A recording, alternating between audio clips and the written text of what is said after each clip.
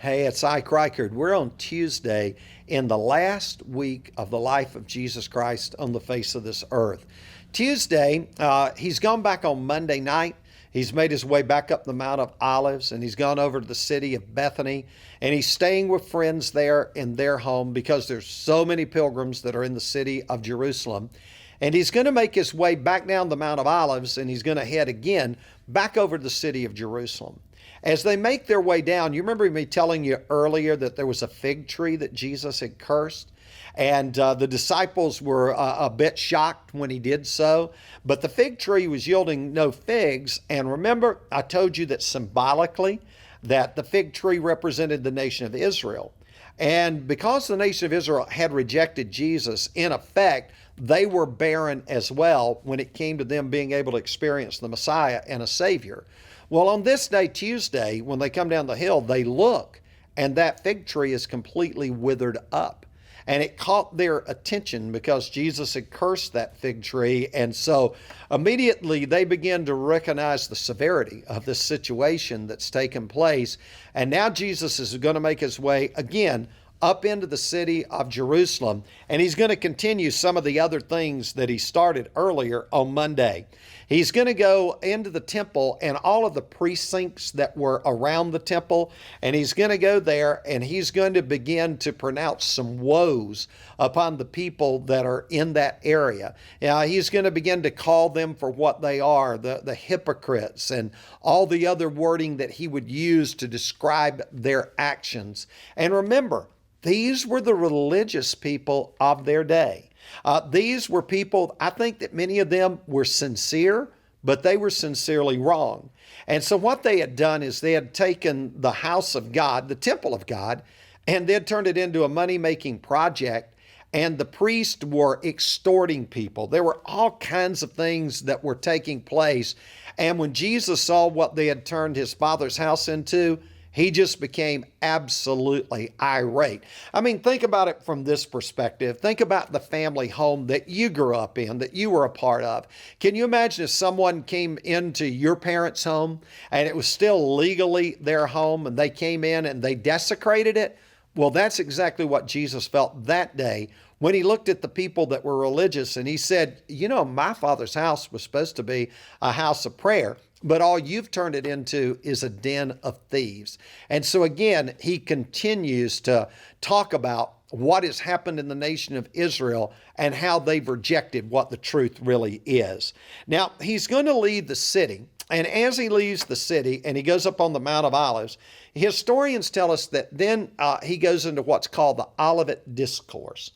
And the Olivet Discourse is when the disciples are talking to Jesus, and he's talking to them about how very soon I'm going to be leaving you. I don't think they even really quite understood just how soon it was going to be.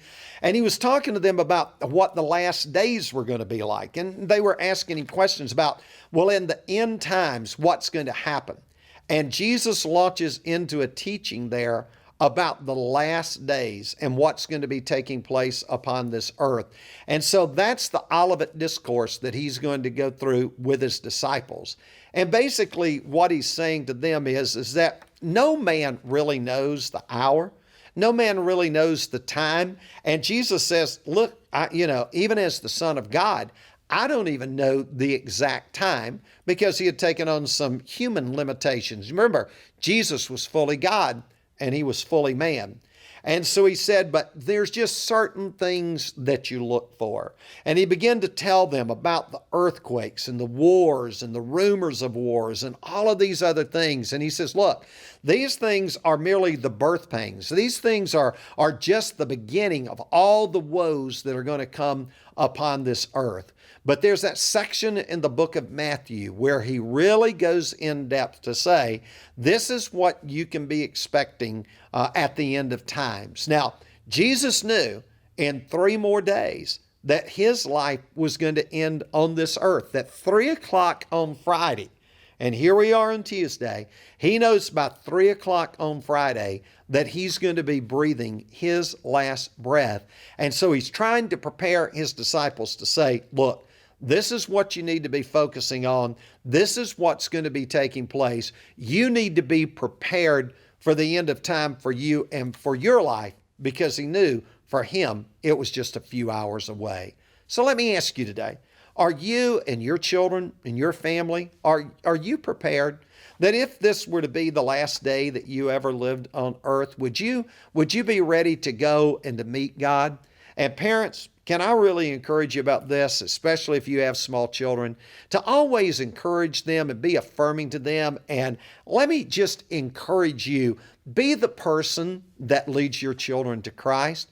Because let me tell you what I've learned. I've been in pastoring now for over 40 years of my life. And all those years, I've never had anyone come to me doubting their salvation when their mother and father led them to Christ. There's just a built-in security that's there. And so on this week, when we remember the homegoing of Jesus, knowing that every one of us are going to pass from this earth, let me just ask you about your family. Will your circle be unbroken? And mom and dad, there can be no greater evangelistic opportunity. There could be no greater goal in your life than for you to lead your children to a saving knowledge of Jesus Christ. So mom and dad, make that your commitment that your circle will be unbroken.